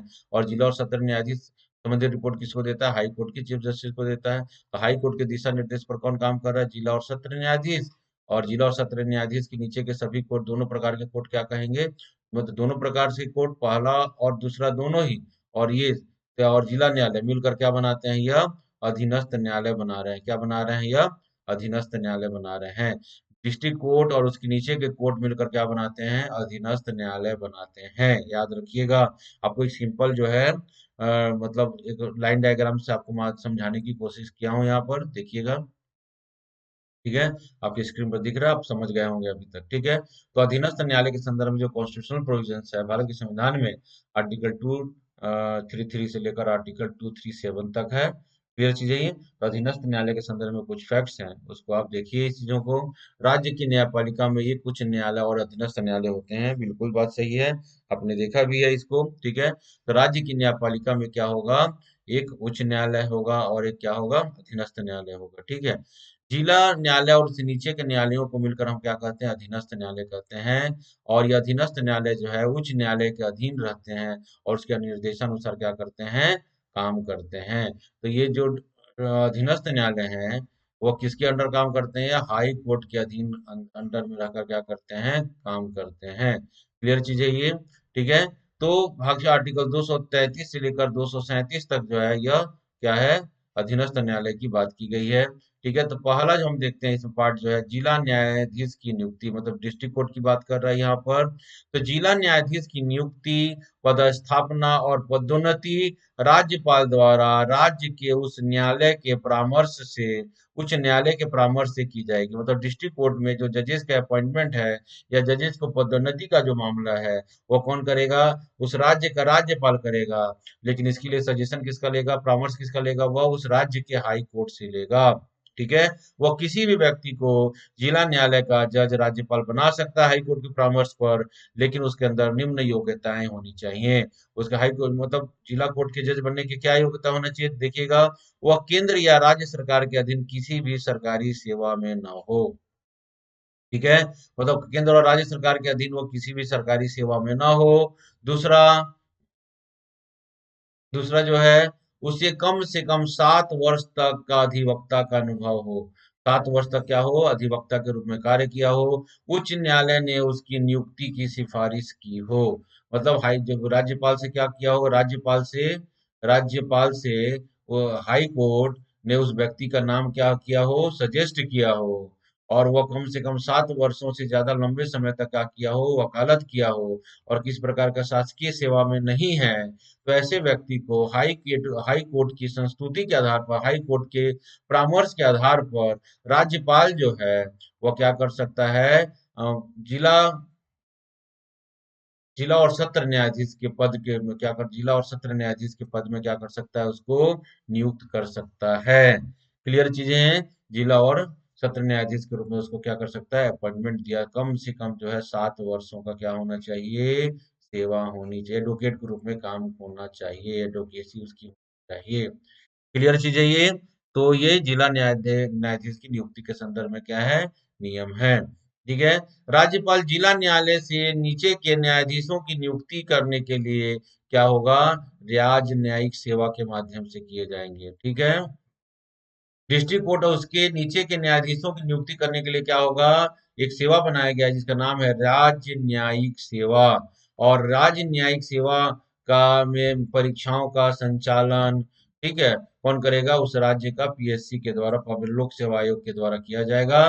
किसके दिशा निर्देश पर, उस राज्य के हाई कोर्ट के दिशा निर्देश के आधार पर राज्य लोक सेवा आयोग के द्वारा जो है राज्य न्यायिक सेवा के लिए क्या किया जाएगा, परीक्षाओं का आयोजन किया जाएगा। और और जिला न्यायालय से नीचे के न्यायाधीशों की नियुक्ति जो है इन परीक्षाओं के माध्यम से की जाएगी। उसको परीक्षा का नाम होगा राज्य न्यायिक सेवा, जिसे हम कॉमन भाषा में क्या बोलते हैं, सिविल जज की परीक्षा। क्या बोलते हैं हम, सिविल जज की परीक्षा बोलते हैं। क्लियर चीजें। तो कौन इस परामर्शदायी कौन संस्था है, वो राज्य का हाई कोर्ट। हाई कोर्ट क्या करता है, के निर्देश पर राज्य लोक सेवाएं क्या करता है, परीक्षाओं का संचालन करता है। और परीक्षाओं का संचालन कर जो है राज्य न्यायिक सेवा के लिए क्या करता है, सिविल जजों या जजों की क्या करता है, नियुक्ति करता है। क्लियर चीजें। यह सब किसके नियंत्रण में होता है, उस राज्य के हाई कोर्ट के नियंत्रण में होता है, उसके निर्देश से होता है। और फिर जब इनकी नियुक्ति हो जाती है तो राज्यपाल क्या करता है, इनको नियुक्ति का आदेश निकाल देता है।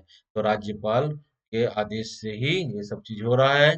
ठीक है। तो राज्यपाल जिला न्यायाधीश से भिन्न न्यायाधीशों की नियुक्ति करने के लिए क्या प्रकार राज्य न्यायिक सेवा का गठन किया हुआ है, उसके माध्यम से करता है। और राज्य न्यायिक सेवा के लिए जो है परीक्षाओं का संचालन कौन करता है, उस राज्य का पीएससी करता है। किसके निर्देश पर, हाई कोर्ट के निर्देश पर। ठीक है। अधीनस्थ न्यायालयों पर नियंत्रण किसका होता है, जिला न्यायालय का। और जिला न्यायालय और अन्य न्यायालय के न्यायिक सेवा से संबंधित व्यक्ति पदस्थापना, पदोन्नति और मामले नियंत्रण उस राज्य का कौन करेगा, हाई कोर्ट करेगा। मतलब जिला न्यायालय और अधीनस्थ न्यायालयों पर नियंत्रण का काम कौन करता है, उस राज्य का हाई कोर्ट करता है। मतलब हाई कोर्ट के अधीन ही जिला न्यायालय और जिला न्यायालय के नीचे के अधीनस्थ न्यायालय होंगे। ठीक है। अगर किसी जिले में अगर जिला न्यायालय है, तो उस जिले के अंदर जितने भी अधीनस्थ न्यायालय हैं, सिविल कोर्ट हैं, वो सब किसके सुपरविजन में होंगे, जिला न्यायालय के सुपरविजन में होंगे। और सभी प्रकार के जिला न्यायालय किसके सुपरविजन में होंगे, हाई कोर्ट के सुपरविजन में होंगे। इस प्रकार जो है प्रशासनिक जो है स्ट्रक्चर बनती है, अधीनस्थ न्यायालय, जिला न्यायालय, हाई कोर्ट और सुप्रीम कोर्ट। क्लियर चीज है ये। तो ये चीजें जो है अधीनस्थ न्यायालय के संदर्भ में हो गई है। क्लियर चीज है ये। तो जिला न्यायाधीश और उसके नीचे के न्यायाधीश जो है किस में आते हैं, अधीनस्थ न्यायाधीश में आते हैं। जिला न्यायाधीशों की नियुक्ति कौन करता है, राज्यपाल करता है। ठीक है। तो कैसे होना चाहिए, राज्यपाल के संदर्भ वो व्यक्ति 7 वर्ष का वकालत किया हो, सरकारी सेवा में न हो, और उसकी नियुक्ति की सिफारिश कौन कर रहा हो, हाई कोर्ट कर रहा हो। क्लियर है। ऐसे व्यक्ति को राज्यपाल क्या कर सकता है, मतलब जिला और सत्र न्यायाधीश के रूप में नियुक्ति कर सकता है। उसके नीचे के न्यायाधीशों को नियुक्ति करने के लिए क्या प्रावधान है, परीक्षाओं का प्रावधान किया गया है, जो पीएससी के द्वारा लिया जाएगा हाई कोर्ट के निर्देश पर। ठीक है। सभी प्रकार के न्यायालयों पर, सभी अधीनस्थ न्यायालयों पर जो नियंत्रण है, सुपरवाइजरी या कंट्रोलर जो है, गवर्निंग बॉडी जो है वो कौन होगी, हाई कोर्ट होगी। ठीक है। एक डिस्ट्रिक्ट के नीचे जितने भी डिस्ट्रिक्ट कोर्ट से नीचे के कोर्ट हैं, उसका वो किसके सुपरविजन में रहेंगे, वह जिला और सत्र न्यायाधीश के सुपरविजन में रहेंगे। जिला और सत्र न्यायाधीश जो है, जिले के क्या होता है, मुख्य न्याय से संबंधित या कोर्ट से संबंधित जो है क्या क्या करेगा वो अधिकारी, प्रमुख अधिकारी होता है। क्लियर चीज है ये। तो आप लोगों को इस क्लास से ये चीजें समझ में आ रही होगी। हाई कोर्ट और अधीनस्थ न्यायालय के संदर्भ में चीजें जो है आप लोगों को पता चल गया होगा। क्लियर चीजें। तो आज हमने इस क्लास में हमने क्या देखा, तो हाई कोर्ट देखा, हाई कोर्ट के जजेस अपॉइंटमेंट ऑफ हाई कोर्ट, और हाई कोर्ट की क्या क्षेत्र अधिकारिता है, कौन व्यक्ति हाई कोर्ट का जज बन सकता है, हाई कोर्ट के जज को कैसे हटाया जा सकता है। ठीक है। जनहित याचिका को हमने देखा, जनहित याचिका के क्या फायदे हैं, जनहित याचिका मतलब अपना जनहित याचिका की संकल्पना किन उद्देश्यों को पूरा कर पाई अभी तक। ठीक है। उसके बाद हमने देखना अधीनस्थ न्यायालय देखा। अधीनस्थ न्यायालय में देखा जजेस का अपॉइंटमेंट कौन होता है, अधीनस्थ न्यायालय के अंतर्गत कौन कौन से प्रकार के कोर्ट आते हैं, ठीक है। इन सब चीजों को हमने यहाँ पर देखा, ठीक है। अब हमारा जो इस क्लास का जो दूसरा पक्ष है, हम हाई कोर्ट सुप्रीम कोर्ट से रिलेटेड या से रिलेटेड ही न्याय मतलब जुडिशल रिलेटेड ही कुछ क्वेश्चन लेकर आया हूँ और आप लोगों के समक्ष रखता हूँ। उसको हम मिलकर साथ में बनाने की कोशिश करते हैं। क्लियर चीजें? तो आप अब करिए और अब मेरे जैसे ही क्वेश्चन पढ़ा जाएगा, देखता हूँ कि सबसे पहला आंसर जो है टाइप आप लोग में से कौन करता है। और जिससे आप लोग जब आंसर देते हैं, आप उत्सुकता बनाए रखते हैं, तो मुझे भी पढ़ाने में बहुत अच्छा लगता है और मैं भी आप लोगों को और अच्छे तरीके से और मैं मेहनत कर सकूं। तो आप लोगों का उत्साह ही मुझे प्रेरणा देगा। तो आप लोग हमेशा मेरा वीडियो को क्या करते हैं, जब आप लेक्चर को तो सुनिए, देखिए और अपना इंटरेस्ट बनाए रखिए और ज़्यादा से ज़्यादा लाइक कीजिए, सब्सक्राइब कीजिए और शेयर जरूर कीजिएगा। क्लियर चीज़ है ये, ठीक है। तो सर्वोच्च न्यायालय से रिलेटेड जो है हम आज कुछ एमसीक्यू ला रहे हैं। आगे का सिलसिला एमसीक्यू का यही चलेगा कि आज जो एमसीक्यू की संख्या जो है कम है और आगे इस पर हम और एमसीक्यू लाएंगे, ठीक है। तो हम एमसीक्यू लाते हैं जो आपके जो प्रीवियस मैंने सुप्रीम कोर्ट हाई कोर्ट के संदर्भ में जो क्लास लिया है, उसके आधार पर आप इसको बनाने की कोशिश कीजिएगा। आज मोस्टली जो है सुप्रीम कोर्ट से रिलेटेड ही क्वेश्चंस यहाँ पर हैं। देखिएगा, निम्नलिखित में से देखिएगा इसमें क्वेश्चन जो देखिएगा आप, निम्नलिखित सॉरी निम्न में से किसको संविधान द्वारा मौलिक अधिकारों को लागू करने की शक्ति दी गई है? क्वेश्चन देखिए, निम्न में से किसको संविधान द्वारा मौलिक अधिकारों को लागू करने की शक्ति दी गई है? ठीक है। तो निम्नलिखित में किसको मौलिक अधिकारों को लागू करने की शक्ति दी गई है? ठीक है। तो ऑप्शन ए है भारत के सभी न्यायालयों को, संसद को, राष्ट्रपति को और सर्वोच्च न्यायालय और उच्च न्यायालयों को। ठीक है। तो क्वेश्चन समझ में आ रहा है? निम्नलिखित में से किसको संविधान द्वारा मौलिक अधिकारों को लागू करने की शक्ति दी गई है? क्लियर चीजें? तो इसका आंसर क्या होगा? याद आ रहा है कि नहीं आ रहा है? समझ में आ रहा है? आंसर क्या होगा इसका? डी होगा। ये लागू कराने की शक्ति किसको दी गई है? तो सर्वोच्च न्यायालय और उच्च न्यायालय दोनों को ही दिया गया है। क्लियर चीज है ये, ठीक है। दूसरा, भारत में सर्वोच्च न्यायालय की स्थापना हुई थी। ए सन 1950 की संसद की एक अधिनियम द्वारा। बी भारतीय स्वाधीनता अधिनियम 1947 के अधीन। सी भारतीय शासन अधिनियम 1935 के अधीन। और डी जो है भारत के संविधान के द्वारा। ये क्वेश्चन बहुत सारे पीएससी के मतलब स्टेट के पीएससी के एग्जाम में ये क्वेश्चन आए हुए हैं। तो इसका जो आंसर होगा कौन सा होगा? इसका आंसर जो है वह सी होगा, इंडियन गवर्निंग एंड भारत शासन अधिनियम 1935 के अधीन। क्लियर चीज है? दूसरे का आंसर क्या होगा? सी होगा। तीसरा देखिएगा, न्यायिक पुनर्वलोकन का अर्थ है यह है कि उच्चतम न्यायालय को पाला ए को सभी प्रकरणों पर अंतिम अधिकार प्राप्त है। बी राष्ट्रपति के विरुद्ध दोषारोपण कर सकता है। सी उच्च न्यायालय द्वारा निर्मित प्रकरणों की समालोचना कर सकता है। डी किसी भी राज्य के कानून को अवैध घोषित कर सकता है। तो क्लियर चीज है ये। तो आप देखिएगा, इसके अंतर्गत न्यायिक पुनर्वलोकन का जुडिशियल रिव्यू हम बात कर रहे हैं यहाँ पर। का अर्थ है कि उच्चतम न्यायालय ए को सभी प्रकरणों पर अंतिम अधिकार प्राप्त है। दूसरा, राष्ट्रपति के विरुद्ध दोषारोपण कर सकता है। सी उच्च न्यायालय द्वारा निर्मित प्रकरणों को समालोचना कर सकता है। डी किसी भी राज्य के कानून को अवैध कर। ये तो जुडिशियल रिव्यू है, तो इसका आंसर क्या होगा? डी होगा। जो प्राप्त जो कारण दिए उसके आंसर के हिसाब से होगा डी होगा। जो भी आपके रीजन दिए गए हैं चारों विकल्प में से बेस्ट विकल्प कौन, बेस्ट आंसर कौन होगा? डी होगा। ठीक है। चौथा जो है, केंद्र और राज्यों के विवादों का समाधान करना भारतीय सर्वोच्च न्यायालय के जिस क्षेत्राधिकार के अंतर्गत आता है वह है परामर्शदायी एडवाइजरी जुरिडिक्शन, एपेलिएट अपीलीय क्षेत्राधिकार, संवैधानिक क्षेत्राधिकार और प्रारंभिक क्षेत्राधिकार। तो इसका आंसर क्या होगा? आप लोगों को याद आ रहा होगा, इसका आंसर होगा डी प्रारंभिक क्षेत्राधिकार, मतलब ओरिजिनल ज्यूरिडिक्शन। आपने पढ़ा है चीजों को, ठीक है। पांचवा क्वेश्चन देखिएगा आप लोग। तो भारत के सर्वोच्च न्यायालय के कार्यवाहक मुख्य न्यायाधीश की नियुक्ति कौन करता है? कार्यवाहक मुख्य न्यायाधीश की नियुक्ति कौन करता है? सर्वोच्च न्यायालय का मुख्य न्यायाधीश प्रधानमंत्री, राष्ट्रपति। इसका आंसर क्या होगा? सी आंसर होगा, राष्ट्रपति करता है। क्लियर चीज है?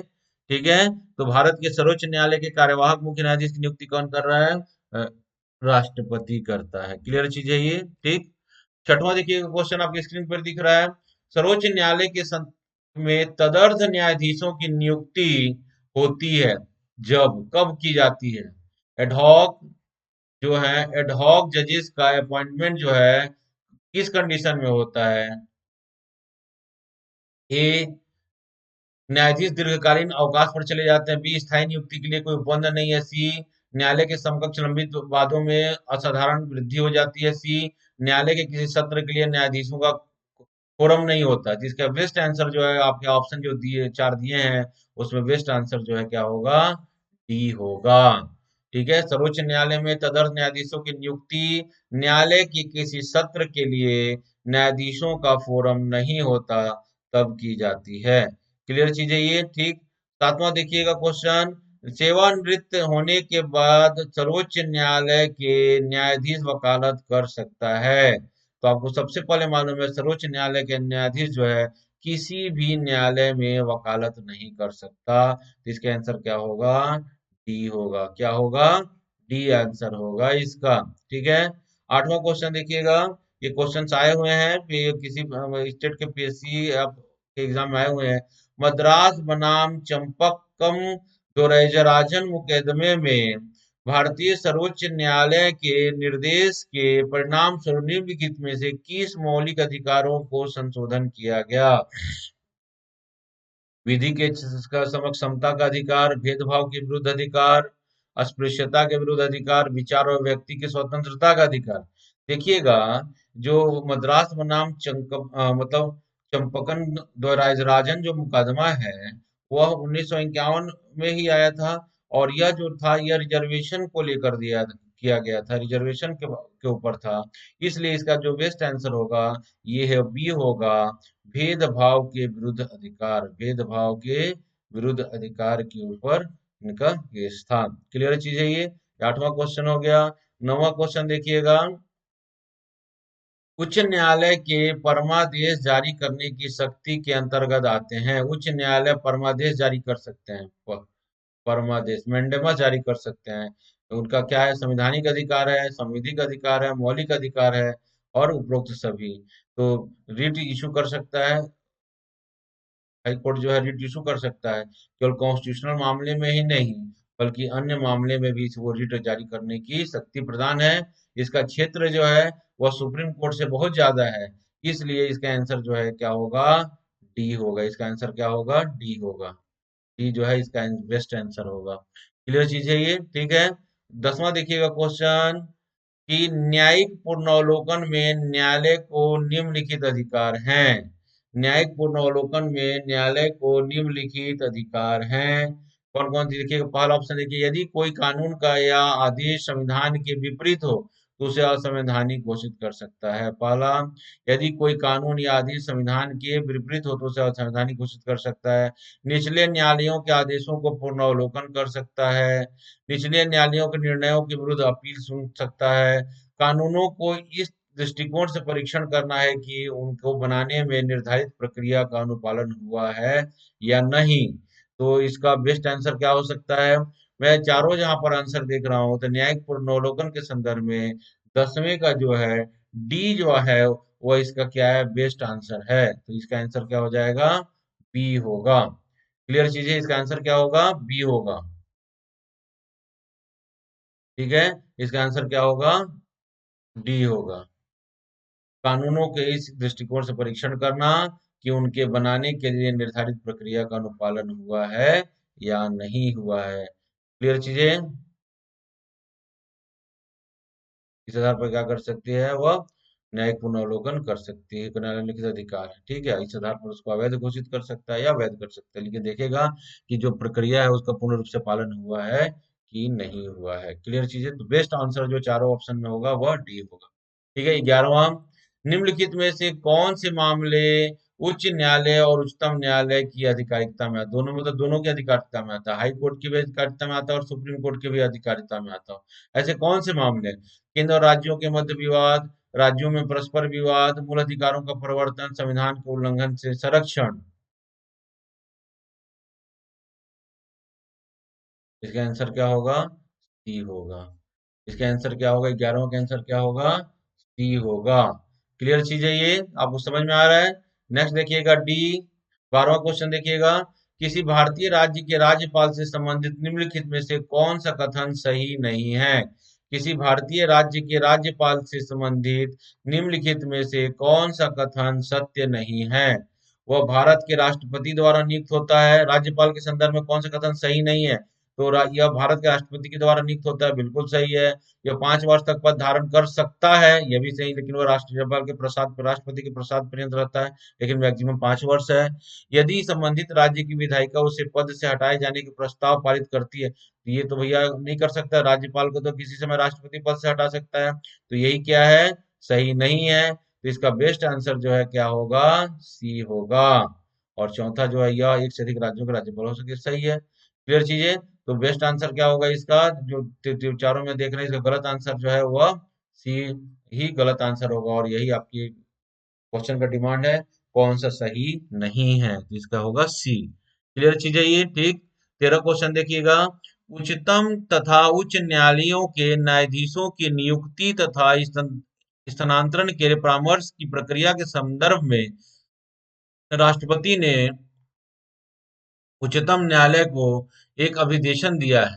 तो ये अभिदेशन जो है, मेरे को लग रहा है या इसका आंसर बी होगा, खंड 1 अनुच्छेद 143 के अंतर्गत परामर्श प्रक्रिया संदर्भ, इसका खंड 1 होगा, ये आंसर इसका सही है। ठीक है। फिर है 14 जो है, उच्चतम न्यायालय के न्यायाधीशों की नियुक्ति की जाती है। उच्चतम न्यायालय के न्यायाधीशों की नियुक्ति कौन करता है? भारत के मुख्य न्यायाधीश के द्वारा, राष्ट्रपति की राय से, राष्ट्रपति द्वारा मंत्रिपरिषद की राय से, राष्ट्रपति द्वारा प्रधानमंत्री के अनुदान पर। डी है, राष्ट्रपति द्वारा उच्चतम न्यायालय और उच्च न्यायालयों के ऐसे न्यायाधीश जिन्हें वह आवश्यक समझता जाता है तथा भारत के उच्चतम न्यायालय के मुख्य न्यायाधीश की राय पर।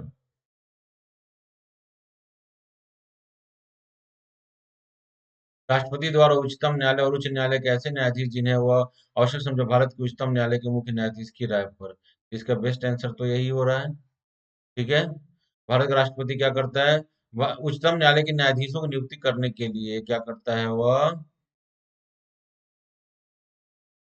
हाई कोर्ट के जजेस में से करता है। तो परामर्श किसका लेता है? राष्ट्रपति जो है चीफ जस्टिस ऑफ इंडिया से परामर्श कर कर वह व्यक्ति जो जो हाई कोर्ट के जज बनने की योग्यता रखता हो, वो चीफ जस्टिस की इंडिया के परामर्श पर क्या कर सकता है? वह नियुक्त कर सकता है। ठीक है। और ये जो ऑप्शन है वहां पर ये क्या लिख रहा है? भारत के मुख्य न्यायाधीश का, मुख्य न्यायाधीश के द्वारा कभी नहीं किया जाएगा, राष्ट्रपति की सलाह में नहीं, या उल्टा है यहाँ पर। ठीक है, ये इसलिए क्या होगा? डी आंसर जो है इसका सही आंसर होगा। ठीक। 15वां, कोई व्यक्ति किसी अपराध को करने के बावजूद भी अपराध के लिए दोषी नहीं होगा, क्योंकि अगर कोई व्यक्ति कोई अपराध किया है, उसके बावजूद भी कोर्ट उसको दोषी नहीं करेगा। क्यों? वह बुजुर्ग है, वह लोग पब्लिक सर्वेंट है, लोक सेवक है, वो विकृत चित्त का है, उस इनमें से कोई नहीं। ठीक है। तो इसमें से अगर देखते हैं तो सी है। अगर वो क्या है, वह मेंटली रिटार्डेड है, अगर वो मेंटली है, मेंटल है, या मेंटली रिटार्डेड है, या मानसिक विकृति का है, तो उस व्यक्ति पर क्या होगा? यह आदेश लागू नहीं होता, उसको मेंटल हॉस्पिटल भेज दिया जाएगा। ठीक है। कोई कार्य भारतीय दंड संहिता के अंतर्गत अपराध नहीं है यदि वह ऐसे बालक द्वारा किया जाता है जिसका उम्र 7 वर्ष से कम। इसका आंसर होगा। ठीक है। हत्या के लिए दंड का उल्लंघन भारतीय दंड संहिता की किस धारा में उल्लिखित है? हत्या, इसका आंसर जो है मतलब आईपीसी की धारा 302 के तहत। ठीक है। इसका आंसर ए होगा। फिर है, प्राधिकार पूर्ण लेख जारी करने की शक्ति, मतलब रीट इशू करने की शक्ति जो है किसे है? रीट इशू करने की शक्ति आपको मालूम है होगा सुप्रीम कोर्ट और हाई कोर्ट को। Supreme court and high court. इसका आंसर क्या होगा? इसका आंसर जो है डी। क्लियर चीज है ये? ठीक। 19th क्वेश्चन देखिएगा। उच्च न्यायालय के ने निम्नलिखित में से किस वाद में यह मत व्यक्त किया कि प्रशासकीय निर्णयों में भी नैसर्गिक न्याय के सिद्धांत का पालन किया जाना चाहिए। ये अच्छा क्वेश्चन है। यह स्टेट पीएससी के एग्जाम में आ चुका है। यह यूपी में भी क्वेश्चन आ चुका है, बीपीएससी में भी क्वेश्चन आ चुका है, एमपीएससी में भी क्वेश्चन आ चुका है। क्लियर चीजें, मध्य प्रदेश पीएससी में भी आ चुका है क्वेश्चन। तो उच्चतम न्यायालय ने निम्नलिखित में से किस वाद में यह मत व्यक्त किया कि प्रशासकीय निर्णयों में नैसर्गिक न्याय के सिद्धांत का पालन किया जाना चाहिए? तो केस नंबर 1 ही इसका आंसर है। मेनका गांधी बनाम यूनियन ऑफ इंडिया। क्लियर चीजें, तो इसको ये हमेशा याद रखिएगा, इस केस को। ठीक। फिर नेक्स्ट देखिएगा 20वां क्वेश्चन। भारत के राष्ट्रपति और उपराष्ट्रपति के निर्वाचन से संबंधित उत्पन्न विवादों का विनिमय विनिश्चय के मतलब निपटारा कहाँ किया जाएगा? तो निपटारा कहाँ किया जाएगा? सुप्रीम कोर्ट में। तो इसका आंसर क्या होगा? Supreme court of India. इसका आंसर होगा बी। 20 क्वेश्चन का आंसर क्या होगा? बी होगा। ठीक है। 21 क्वेश्चन का आंसर देखिएगा। उच्चतम न्यायालय द्वारा घोषित विधि भारत के राज्य क्षेत्र के भीतर सभी न्यायालयों पर लागू होंगे, ऐसा प्रावधान किस अनुच्छेद के तहत किया गया है? ठीक है। 21 क्वेश्चन देखिएगा। 21 में है, उच्चतम न्यायालय द्वारा घोषित विधि भारत के राज्य क्षेत्र के भीतर सभी न्यायालयों पर लागू होगा, यह किस अनुच्छेद के तहत है? तो मान लो सुप्रीम कोर्ट का जो आर्टिकल 124 से लेकर कहा 147 तक है। ठीक है। और आप इसको मेमोराइज कीजिएगा, और आपका जो आर्टिकल मिलेगा वो मिलेगा 141। ठीक है। तो इसका आंसर जो होगा क्या होगा? डी होगा। फिर चीजें, तो आज की क्लास में हमने कुछ एमसीक्यू सॉल्व करने की कोशिश किया, और किया उन चीजों का आपके साथ में एमसीक्यू सॉल्व करने किया। और उसके बाद हमने इस क्लास में हमने हाई कोर्ट पढ़ा और अधीनस्थ न्यायालय पढ़ा। इस संदर्भ में आपको अगर कोई भी डाउट हो तो आप मेरा टेलीग्राम चैनल के माध्यम से अपने क्वेरी को भेज सकते हैं, और या आप जब मेरा वीडियो वॉच कर रहे हैं तो अपनी क्यूरी को उसमें टेक्स्ट कर सकते हैं, मैं बाद में उसको देख लूंगा। मेरा कोड UGM10 है। इसके साथ आप एडमिशन लीजिए और इसको सब्सक्राइब कीजिए, शेयर कीजिए, लाइक कीजिए। आपको धन्यवाद।